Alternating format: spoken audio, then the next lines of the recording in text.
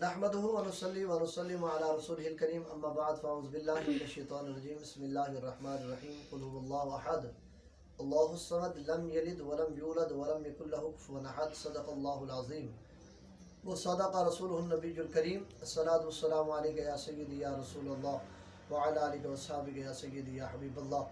قرآن پاک کی یہ سورۃ اخلاص ہے اور اس کی فضیلت میں احادیث کے اندر بہت زیادہ احادیث مبارکہ موجود ہیں کہ حضور نبی کریم صلی اللہ تعالیٰ علیہ وآلہ وسلم نے اس کی فضیلت بیان فرمائی۔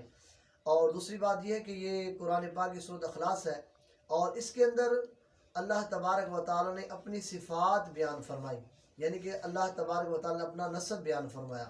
اس کا ترجمہ یہ ہے کہ فرمایا کہ محبوب فرما دیجئے کہ اللہ ایک ہے، اللہ الصمد، اللہ بے نیاز ہے، لم یلد ولم یولد، نہ اس نے کسی کو جنا اور نہ وہ جنا گیا، ولم یکن لہ کفوا احد، اور نہ ہی اس کا کوئی برابر ہے یا ہمسر ہے یا اس کا کوئی شریک ہے۔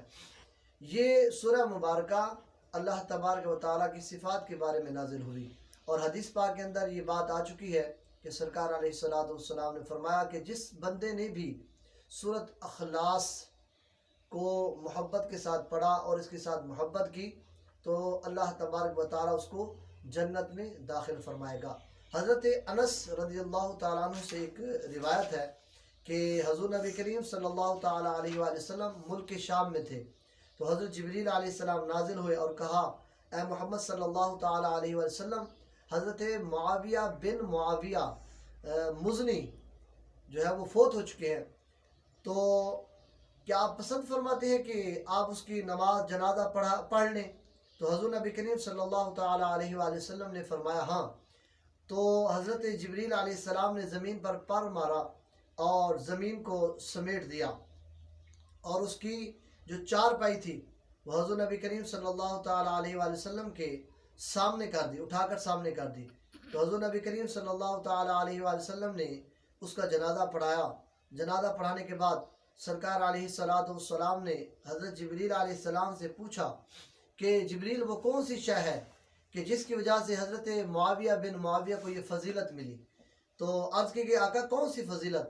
تو سرکار علیہ السلام نے فرمایا کہ میں نے دیکھا کہ ملائکہ کی دو صفیں میں نے دیکھی ہے کہ دو صفوں میں ملائکہ آئے تھے جنہوں نے اس کی نماز جنازہ پڑھی، اور ہر صف میں 6 لاکھ فرشتے تھے۔ اس کو یہ مقام کس وجہ سے ملا؟ اور 6 لاکھ فرشتے اس کے نماز جنازہ میں شامل تھے۔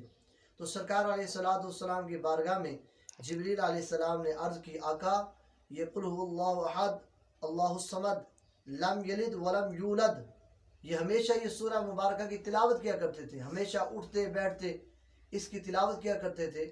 تو اللہ کریم کی ذات مبارکہ نے یہ اعزاز عطا فرمایا ہے۔ تو دوستو یہ ایک ایسا وظیفہ ہے کہ جس کے کرنے سے بندہ جنت کا مستحق بنتا ہے۔ گویا کہ اس طرح سمجھ لیں کہ یہ جنت کا وظیفہ ہے اور صراط مستقیم پر چلنے کا وظیفہ ہے۔